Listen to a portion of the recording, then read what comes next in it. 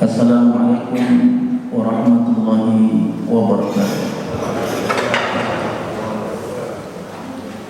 Alhamdulillah, wassalatu wassalamu ala rasulillah wa ala alihi wa man wala wa la hawla wa la quwwata illa billah. Asyhadu an la ilaha illallah wahdahu la syarika lah wa asyhadu anna Muhammadan abduhu wa rasuluhu la nabiyya ba'da. Allahumma shalli wa sallim ala nabiyyina wa qudwatina rasulina sayyidina Muhammadin wa ala alihi wa ashabihi wa man tabi'ahu bi ihsanin ila yaumiddin. Amma ba'd. Hadirin jamaah sekalian yang dimuliakan Allah Subhanahu wa taala. Alhamdulillah, pada kesempatan pagi hari ini kita melanjutkan kembali menelaah, membaca dan menelusuri jejak kehidupan orang yang mulia, junjungan kita Nabi Muhammad SAW dalam tema perang Mu'tah. Mu'tah beda dengan mut'ah. Kalau mut'ah kawin kontrak yang biasa dilakukan oleh teman-teman kita dari Syiah. Jadi jangan salah sebut, bukan mut'ah tapi mu'tah. Mu'tah ini satu tempat yang ada di perbatasan Syria.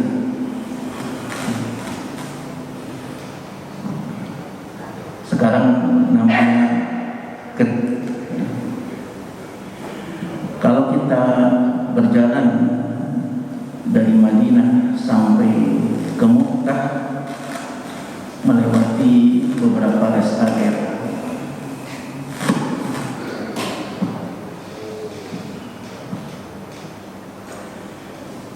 Jadi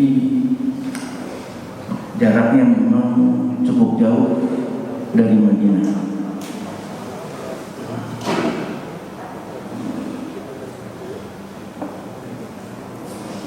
Jamaah sekalian yang dimuliakan oleh Allah Subhanahu wa taala,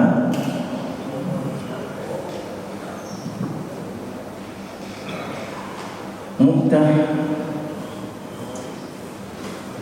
salah satu di antara tempat yang menjadi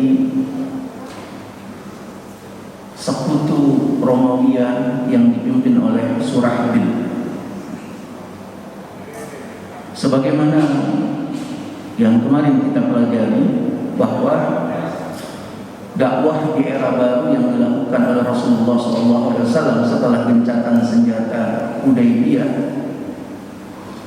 beliau mendakwahkan Islam ke berbagai macam imperium-imperium. Salah satu di antara imperium yang mendapatkan ajakan Islam, Imperium Ghassan yang dipimpin oleh Surahbil, sekutunya Romawiya. Ada yang menolak, ada yang menerima, dan bahkan ada yang melakukan sesuatu yang tidak layak dalam hubungan interaksi antar negara bilateral. Salah satu di antaranya yang dilakukan oleh Surahbil. Mengapa? Karena pembawa surat Rasulullah SAW dibunuh. Pembawa surat Rasulullah SAW yang bernama Haris bin Umar bin Al-Adhi bin Amr dibunuh. Ini sesuatu yang tidak lazim dalam interaksi bilateral antar negara pada waktu itu. Ada kesepakatan bahwa setiap putusan tidak boleh diperlakukan semena-mena, harus diterima apapun situasi dan kondisi yang dihadapi pada waktu itu. Jangankan membunuh, mencelakakan saja tidak boleh. Maka ketika Haris bin Umar dibunuh, ada dua indikasi. Indikasi yang pertama adalah melecehkan muatan isi surat yang dibawa. Dan yang kedua, indikasinya adalah menantang perang. Maka Nabi SAW tidak melihat apa yang dilakukan oleh Surahbil, Raja Ghassan, sekutu Romawi ini, kecuali pada dua sikap yang negatif: melecehkan ajakan dakwah dan menantang perang. Maka kemudian Rasulullah SAW mengumpulkan para sahabat, dan mereka mengetahui bahwa ini peperangan yang tidak main-main, karena Ghassan satu-satunya sekutu yang mendapatkan fasilitas besar dari Romawi. Apa saja yang dikehendaki oleh Ghassan pasti akan dipenuhi oleh Romawi. Sehingga Rasulullah SAW menguatkan mentalitas kaum muslimin bahwa yang kita hadapi sebenarnya bukan Ghassan tapi Romawi. Sebab Ghassan ini hanya sebagai perantara, dan apa yang dilakukan oleh Raja Romawi kemarin, Heraklius, sesungguhnya bagian dari tindak lanjut menyikapi surat Rasulullah SAW. Itu yang disikapi oleh Rasulullah SAW. Maka Nabi menguatkan mentalitas kaum muslimin bahwa yang akan dihadapi adalah Romawi.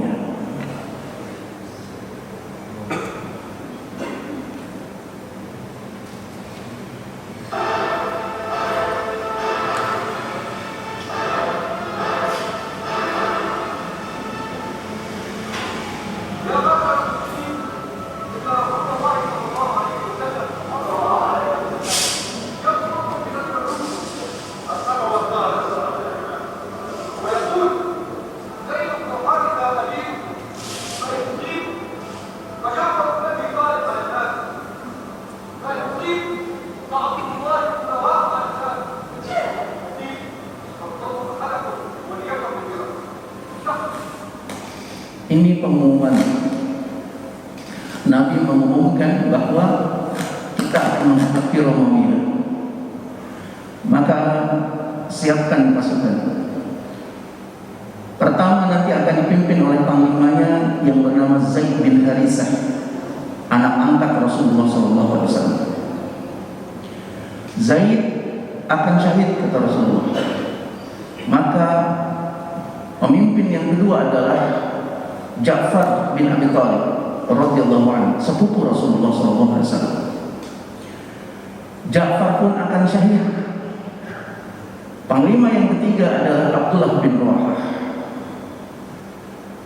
dan panglima yang ketiga pun akan syahid. Maka pilihlah daripada di antara kalian. Nabi SAW sudah mengumumkan di Madinah bahwa panglima yang akan ditugaskan memimpin pasukan ini syahid semuanya. Kita bisa bayangkan secara spiritual, kalau kita diumumkan ke atasan kita melaksanakan sebuah tugas dan semua tugas itu akan berdampak pada risiko kematian, mungkin kita akan berpikir ulang mendapatkan dan menunaikan tugas itu. Semuanya akan syahid, kata Rasulullah SAW. Maka kondisi yang sedemikian rupa ini menjadi ingatan para sahabat. Mereka bukan menghadapi Ghassan, tapi menghadapi Romawi. Karena itu peperangan ini peperangan yang termasuk dalam catatan sejarah dahsyat. Mengapa dahsyat? Karena Ghassan dibantu oleh Romawi berhasil mengumpulkan 200.000 pasukan. 200.000 pasukan. Ini sesuatu jumlah yang sangat fantastis. 200.000 pasukan. Jamaah sekalian yang dimuliakan oleh Allah Subhanahu wa taala, sementara pasukan kaum muslimin sangat minim sekali. 3.000 orang. Jadi kalau dari sisi jumlah, timpangnya sangat luar biasa. Kaum muslimin 3.000 orang sementara Romawiya Ghassan 200 orang. Akan tetapi yang syahid dari kalangan kaum muslimin cuma 12 orang. Subhanallah. Sementara orang-orang Romawiya yang terbunuh dalam peperangan itu dalam riwayat disebutkan 30.000 orang. Ini fantastis sekali peperangan ini, dahsyat sekali. Maka Nabi SAW umumkan kepada mereka. Dan ternyata ketika mereka melihat secara langsung pasukan Romawi dalam jumlah yang sangat banyak, ada rasa cemas dan khawatir. Kita pasti akan selesai 3.000 orang dengan 200.000 orang. Itu yang menyebabkan para panglima awal-awalnya mereka agak ragu mau melanjutkan peperangan ini atau tidak.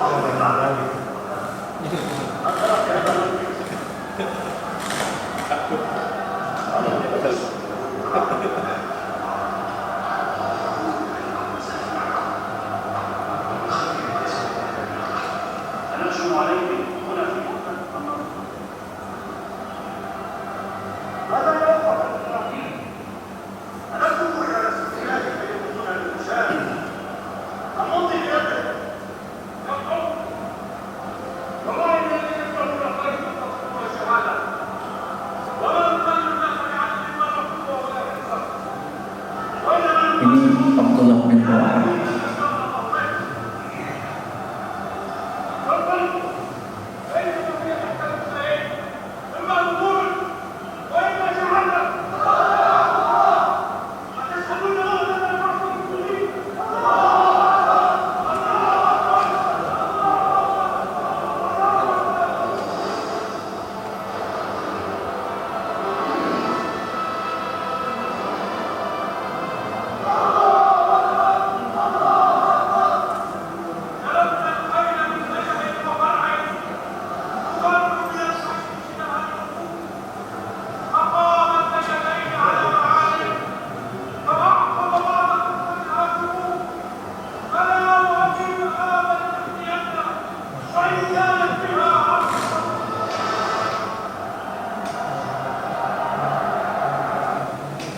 Jadi 3 panglima yang ditugaskan menjaga eksistensi kaum muslimin dengan membawa bendera liwa, dan mereka mendapatkan tugas agar bendera itu tidak boleh sampai direbut oleh musuh dan tidak boleh jatuh. Ketika menyaksikan banyaknya jumlah pasukan Romawiya yang tidak imbang dengan jumlah mereka, panglimanya sendiri agak ketar-ketir. Zaid bin Harisah, Ja'far bin Abi Thalib akhirnya dikuatkan oleh Abdullah bin Rawah, panglima yang ketiga. Kita datang ke sini memang untuk mencari mati. Istiqamah maut syahidan, hidup mulia atau kita mati syahid di sini. Kenapa? Karena kita sudah tebus orang tua kita, keluarga kita dalam agama ini. Tidak ada pilihan lain. Kita berperang sampai selesai. Maka kemudian berperanglah kaum muslimin dalam jumlah yang tidak imbang. Panglima yang pertama Zaid bin Harithah syahid.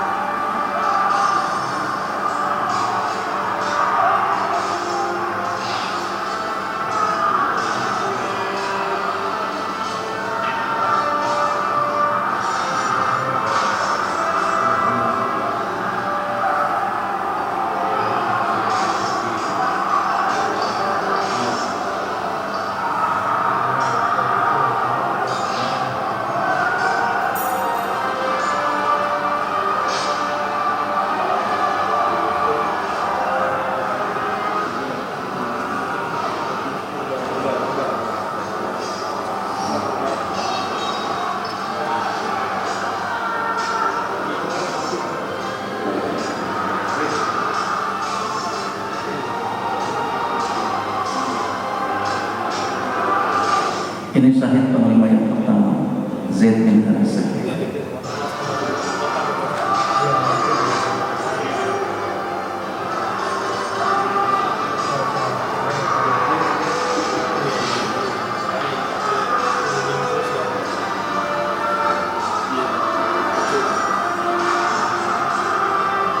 Diambil oleh panglima yang kedua, Ja'far bin Abi Thalib.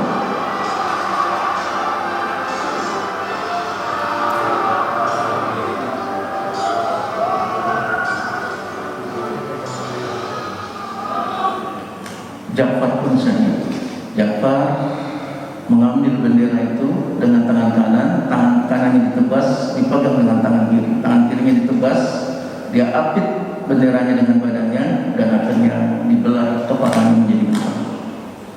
Sehingga Nabi SAW meneteskan air mata ketika menceritakan peristiwa ini di Madinah. Jadi peristiwa peperangan dalam kaidah sirah itu ada dua istilah. Istilah pertama ghazwah, peperangan yang disertai oleh Rasulullah, dan istilah sariyah, peperangan yang dipimpin oleh para sahabat. Sesungguhnya ini dipimpin oleh para sahabat. Nabi di Madinah disebutnya sariyah, tapi para sejarawan menyebut ghazwah karena Nabi SAW melihat secara langsung peristiwa yang terjadi di Syria ini dari Madinah. Dan Nabi memberikan aba-aba dari Madinah. Dan Nabi menceritakannya detail. Mungkin kalau kayak kita saat sekarang ini metodologinya streaming. Jadi Nabi SAW mendapatkan peristiwa itu jelas sekali. Ketika peristiwa syahidnya Ja'far bin Abi Thalib, Nabi meneteskan air mata deras. Sahabat bertanya, ada apa ya Rasulullah? Nabi ceritakan, Ja'far pegang tangan kanan, ditebas tangan kanan, pegang dengan tangan kiri, ditebas tangan kiri, diapit dengan badannya dan dibelah dua badannya. Sehingga Rasulullah menceritakan itu kepada keluarga Ja'far bin Abi Thalib. Ketika kondisi yang semacam ini, panglima yang ketiga Abdullah bin Rawaha mundur. Nabi kemudian diam lama sekali. Awalnya Abdullah bin Rawaha yang memotivasi para sahabat. Ternyata dalam kondisi begini Abdullah bin Rawaha diam. Maka Nabi pun diam agak lama. Sahabat bertanya, kenapa ya Rasulullah? Abdullah bin Rawaha agak ragu, kata Nabi. Namun kemudian muncul hidayah Allah Subhanahu wa taala menguatkan Abdullah bin Rawaha, dan akhirnya Abdullah bin Rawaha pun memimpin pasukan besar ini.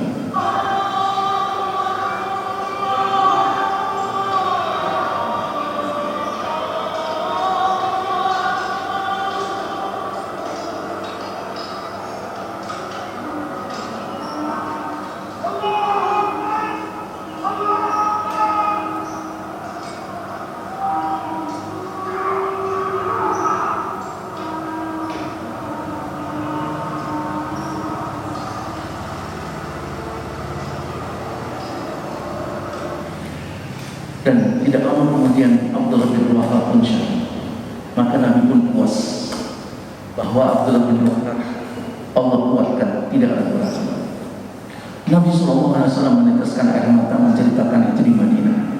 Para sahabat mendapatkan detail cerita Rasulullah seperti yang diriwayatkan oleh Imam Al-Bukhari. Hadirin jamaah sekalian yang dimuliakan Allah Subhanahu wa taala, ketika jatuhnya bendera ini, ada seorang sahabat yang bernama Arqam bin Thabit.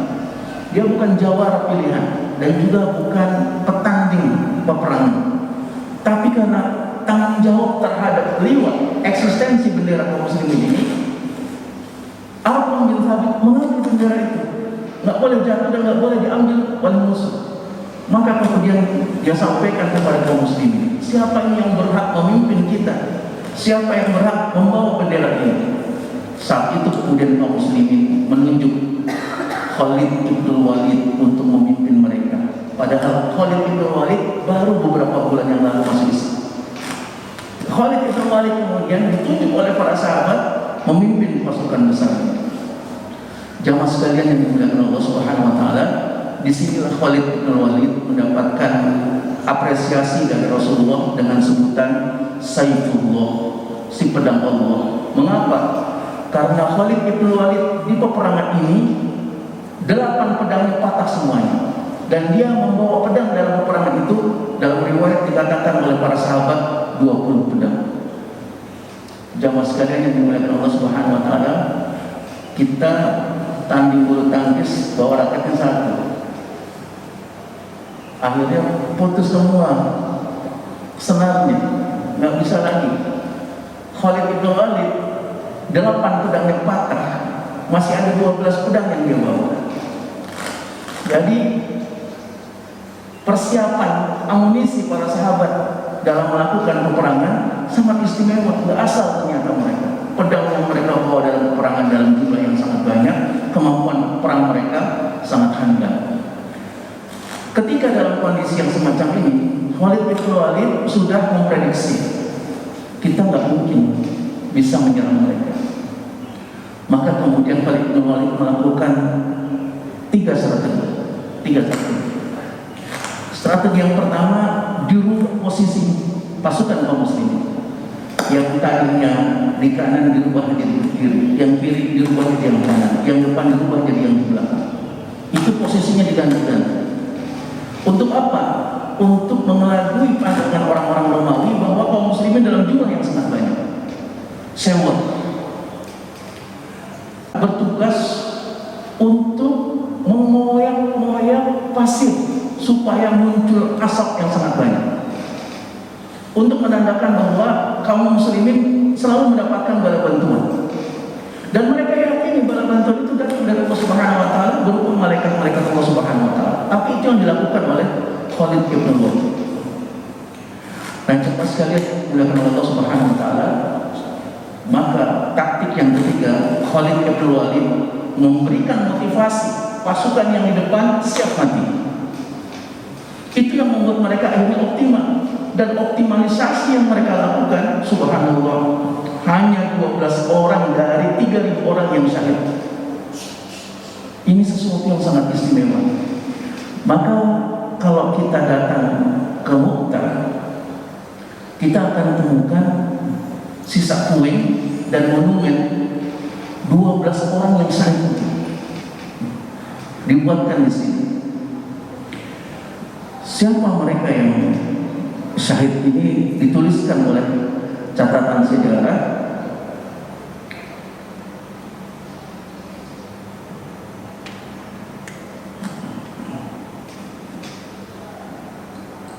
sekalian,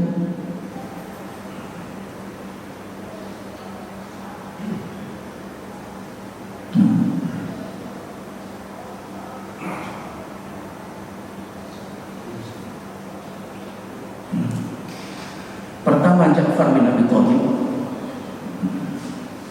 yang kedua Zaid bin Harisah, yang ketiga Mas'ud bin Al-Aswad, yang keempat Wahab, yang kelima Abdullah bin Rawahah, yang keenam Abbad, yang ketujuh Haris, yang kedelapan Suraqah,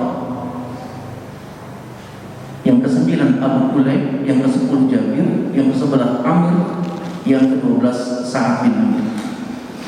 Jadi 12 orang ini yang disebutkan syahid, dan kita dapatkan monumen 12 orang yang syahid itu dimuntah di hari ini sebagai ingatan monumen kepada kaum muslimin belakangan bahwa di tempat ini telah terjadi pertempuran yang sangat dahsyat. Hadirin jamaah sekalian yang dimuliakan Allah Subhanahu wa taala, setelah mengamati 3 taktik strategi yang dilakukan oleh Khalid bin Walid, maka Khalid bin Walid kemudian mengambil satu kesimpulan: kita harus buying time, melambat-lambatkan peperangan. Ada kesepakatan pada waktu itu peperangan itu nggak boleh lewat batas maghrib. Jadi kalau sudah maghrib mereka sepakat berhenti. Ini masih sportivitasnya mereka. Pokoknya nggak boleh melakukan penyerangan setelah batas maghrib. Beda dengan sekarang. Kita menyaksikan bagaimana beberapa hari yang lalu saudara kita di Palestina dibombardir pada Isya menjelang mereka tidur. Padahal kesepakatan dari dahulu peperangan itu nggak boleh lewat dari batas maghrib, dan itu ternyata dipakai di undang-undang pernyataan pendapat di Indonesia. Maka Khalid bin Walid buying time, memperlambat peperangan itu. Nggak mungkin kita bisa mengalahkan mereka dalam jumlah yang tidak imbang. Sampai maghrib berhenti, sampai maghrib berhenti, sampai maghrib berhenti. Ketika hari kelima, lelah orang-orang menontonnya. Kapan kita menangnya? Sementara banyak di antara kita yang mati di tempat peperangan ini. Ini yang menakutkan mereka. Oleh karena itu kemudian mereka melihat betapa luar biasanya mentalitas kaum muslimin. Mereka kemudian bertanya kepada Khalid bin Walid, apa yang menjadi resep mentalitas kaum muslimin? 2 kata Khalid bin Walid. Apa itu? Pertama, jitu bi unasin yuhibbunal maut kama tuhibbunal hayat. Kami datang ke sini dengan sekelompok orang yang yuhibbunal maut kama tuhibbunal hayat, yang cinta mati seperti kalian cinta hidup. Karena mereka memahami ketika seseorang mendapatkan syahid itu kemuliaan yang sangat istimewa, langsung surga. Dan memilih, silakan pilih surga yang dikehendaki. Nggak ada lagi hisab, tidak ada lagi timbangan, tidak ada lagi sirat. Mati syahid langsung mendapatkan surga Allah Subhanahu wa taala. Nggak lagi menunggu seperti kita nunggu yaumil akhir. Mereka orang-orang yang syahid langsung mendapatkan surga Allah Subhanahu wa taala. Luar biasa. Itu yang tertanam dalam diri mereka.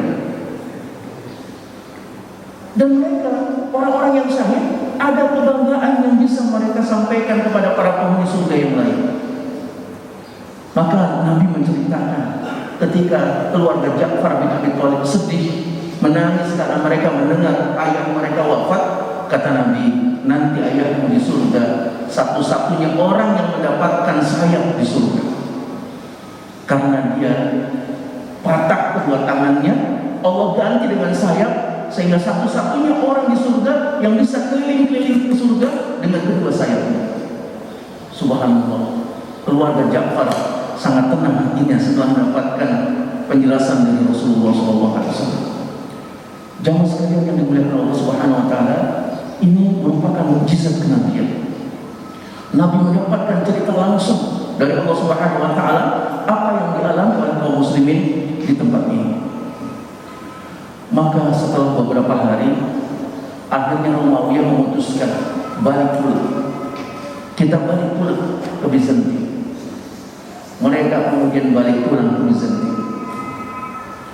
Saat itu para sahabat yang memang bertekad untuk mendapatkan syahid, mereka mengusulkan kepada Khalid bin Walid, kita serang mereka.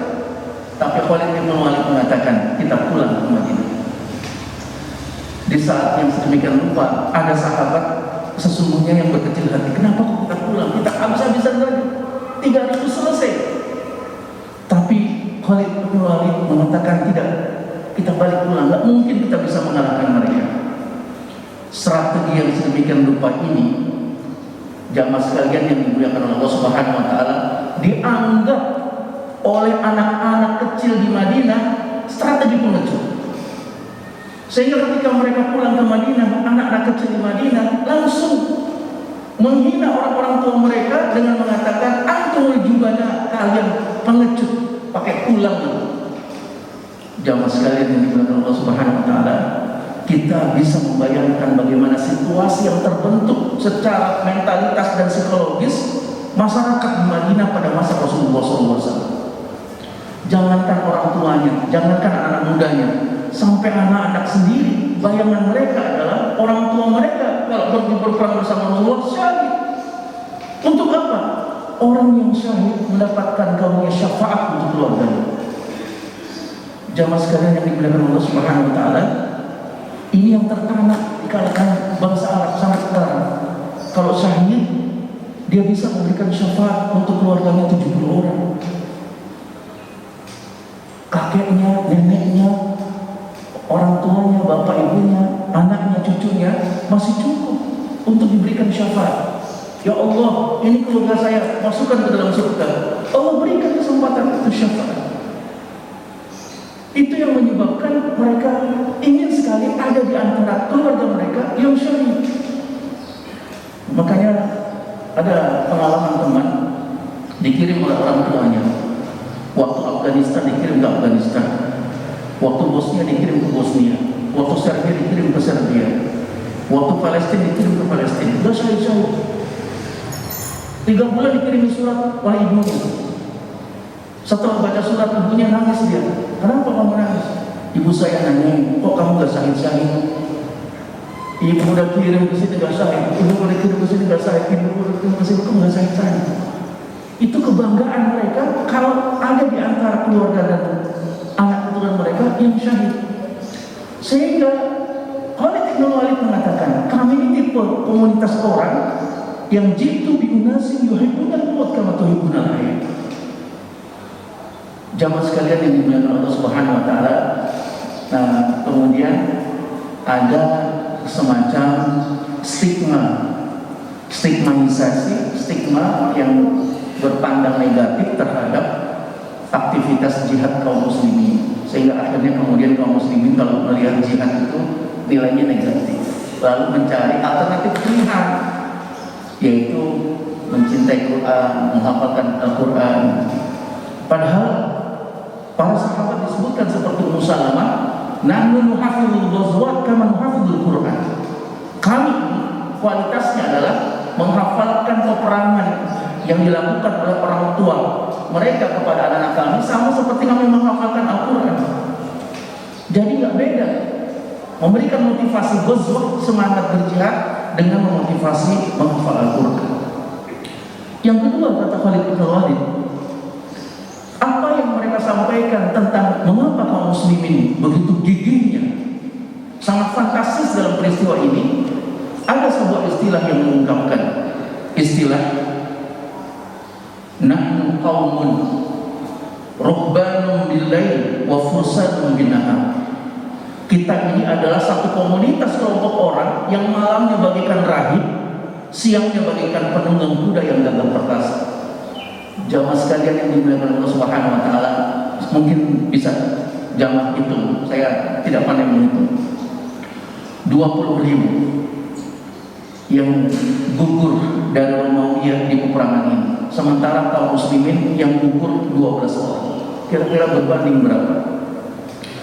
3.000 kaum muslimin dalam peperangan ini. Sementara yang gugur, yang tewas dari Romawi 20 ribuan. Kira-kira satu orang membunuh berapa orang dalam peperangan itu? 1.600 satu orang. Jadi sangat luar biasa, memang fantastis. Oleh karena itu jamaah sekalian yang dimuliakan Allah Subhanahu wa taala, dalam kondisi yang seperti itu kemudian Khalid bin Walid membawa pulang para sahabat ini. Sudah, kita pulang. Maka pulanglah para sahabat. Di dalam catatan kepulangan para sahabat ini dianggapnya pertama pengecut, dan itu disampaikan oleh anak-anak mereka di Madinah. Yang kedua, pulang itu tanda kekalahan. Jadi dianggapnya pengecut dan tanda kekalahan. Sehingga mereka pulang kemudian minta kepada Rasulullah untuk menyampaikan klarifikasi kepada kaum muslimin dan anak-anak mereka. Jamaah sekalian yang dimuliakan Allah Subhanahu wa taala, luar biasa. Sampai akhirnya mereka mengatakan, ya Rasulullah, kami nggak bisa menyampaikan argumentasi apa-apa. Tolong sampaikan kepada anak-anak kami, sampaikan kepada mereka apa yang kami alami dalam peristiwa itu. Maka kemudian Nabi SAW pun sampaikan, mereka bukan pengecut, tetapi mereka nanti akan datang kembali menghadapi Romawi. Haulai karahu la yanfirun, kata Nabi. Mereka enggak lari, mereka nanti akan menghadapi lagi Romawi. Dan peristiwa itu berlanjut, yaitu perang Yarmuk. Di dalam perang Mu'tah yang menjadi pemimpin adalah Zaid bin Harisah. Di dalam perang Yarmuk yang memimpin adalah anak dari Zaid bin Harisah yang bernama Usamah bin Zaid, yang pada waktu itu berusia 16 tahun. Jamaah sekalian yang dimuliakan Allah Subhanahu wa taala, kemudian Rasulullah wafat. Pada saat itu Nabi SAW ingin menegaskan, ya Romawiyyah, waktu kemarin di Mu'tah kita tidak terselesaikan. Sekarang aku kirim anaknya. Kemarin yang aku kirim orang tuanya Zaid bin Harisah, sekarang yang aku kirim anaknya Usamah bin Zaid. Hadap Usamah bin Zaid. Mungkin pesan itu yang ingin disampaikan Rasulullah kepada Romawiyyah. Namun sebelum berangkat pasukan ini Rasulullah wafat. Maka terjadilah kebijakan di antara para sahabat. Masa anak kecil yang memimpin pasukan besar? Ada Khalid bin Walid, ada Umar bin Khattab, ada Ali bin Abi Thalib. Para sahabat minta supaya kebijakan ini dipertimbangkan. Namun karena Abu Bakar Siddiq yang menjadi pemimpin yang dinobatkan setelah Rasulullah SAW, Abu Bakar pun kemudian mengatakan, kalau sudah diputuskan oleh Rasulullah, kita ambil berkahnya dari keputusan itu, lanjutkan Usamah bin Zaid. Akhirnya Usamah bin Zaid pun tetap melanjutkan, dan dalam peristiwa Yarmuk Allah Subhanahu wa taala berikan kemenangan seperti yang dijanjikan oleh Rasulullah SAW. Ini tindak lanjut dari perang Mu'tah. Sehingga kemudian para sejawat mengatakan peristiwa ini tidak disebutkan siapa yang menang dan siapa yang kalah. Namun Syekh Mubarakpuri mengatakan ini kemenangan kaum muslimin. Sekalipun mereka pulang kembali ke Romawiyyah, tetapi kaum muslimin hanya sedikit mendapatkan mudarat. Hanya 12 orang yang syahid. Kemudian kaum muslimin bisa menyampaikan apa yang dialami dalam peristiwa itu, dan ternyata persis seperti yang diceritakan oleh Nabi di Madinah. Maka kemudian para sahabat dapat tenang menyampaikan apa yang dialami, yang kemudian menjadi hikmah buat diri kita. Pertama, boleh mengangkat pemimpin lebih dari satu orang dalam satu waktu. Nabi mengangkat 3 panglima dalam satu waktu, dan Nabi menyampaikan secara berurutan.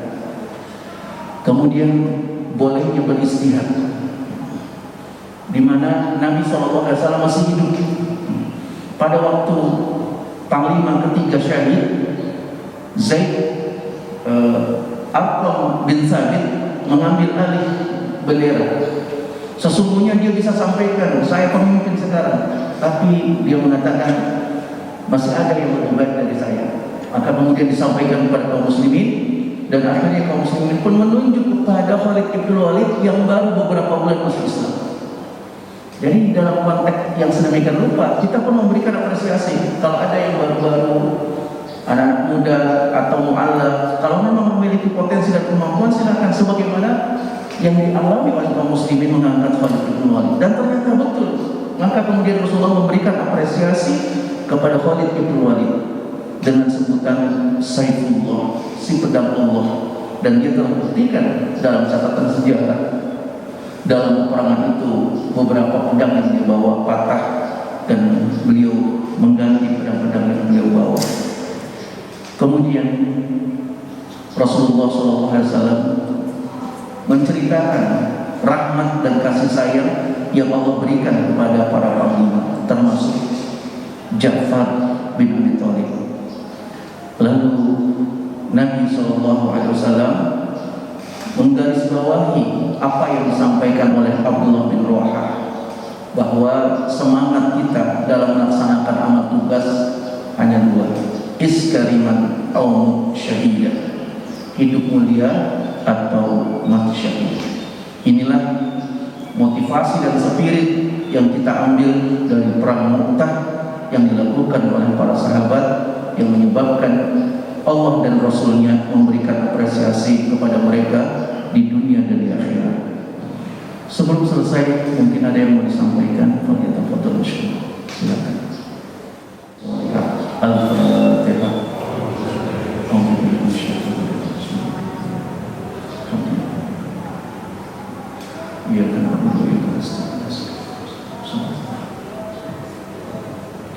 Bismillahirrahmanirrahim. Alhamdulillahirabbil alamin. Hamdan wafiyan wa katsir mazidah.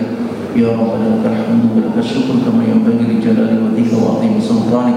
Allahumma shalli ala sayyidina Muhammad wa ala alihi wa sahbihi ajma'in. Allahumma ighfir lana wa li walidayna wa li jami'il muslimina wal muslimat wal mu'minina wal mu'minat al-ahya'i minhum wal amwat, innaka samii'un qaribun mujibud da'wat ya qadiyal hajat. Rabbana zalamna anfusana wa illam taghfir lana wa tarhamna lanakunanna minal khasirin. Wa tub 'alaina innaka antat tawwabur rahim bi rahmatika ya arhamar rahimin. Rabbana atina fid dunya hasanah wa fil akhirati hasanah wa qina adzabannar. Wa sallallahu sayyidina Muhammadin wa ala alihi washabbihi wasallam. Subhana rabbika rabbil izzati amma yasifun wa salamun alal mursalin walhamdulillahi rabbil alamin. Assalamualaikum warahmatullahi wabarakatuh.